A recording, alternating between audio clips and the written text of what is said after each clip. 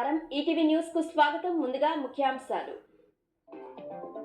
తెలంగాణలో పంచాయతీ ఎన్నికలకు నేటి నుంచి నామినేషన్ల స్వీకరణ.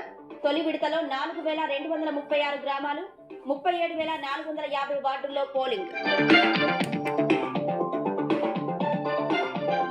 తెలంగాణ రైజింగ్ గ్లోబల్ సమ్మిట్ కు ప్రధానిని ఆహ్వానిస్తామన్న రేవంత్. పెట్టుబడుల ఒప్పందాలపై పక్కా ప్రణాళికతో ముందుకెళ్లాలని ఆదేశం. పరిస్థితులకు అనుగుణంగా పోలీసు శాఖ పనితీరులో మార్పు రావాలన్న సీఎం. నేరాల కట్టడికి నైపుణ్యాలు మెరుగుపరుచుకోవాలని సూచన.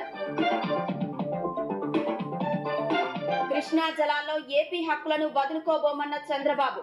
ట్రిబ్యునల్ ముందు బలమైన వాదనలు వినిపించాలని అధికారులకు దిశానిర్దేశం.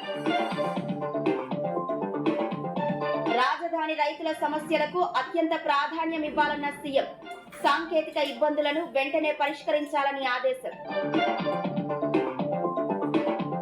విశాఖలో 400 ఎకరాల్లో రిలయన్స్ డేటా సెంటర్. 98,000 కోట్ల పెట్టుబడి. 2030 నాటికి అందుబాటులోకి తేనున్న సంస్థ. హాంకాంగ్ లోని అపార్ట్మెంట్ అగ్ని ప్రమాదంలో 44 చేరిన మృతుల సంఖ్య. గల్లంతైన వారి కోసం కొనసాగుతున్న సహాయ చర్యలు. అమెరికాలో మరోసారి గర్జించిన తుపాకీ. శ్వేత సౌధం సమీపంలో నేషనల్ గార్డ్స్ పై కాల్పులు. 2 మృతి, దుండగుడికి గాయాలు.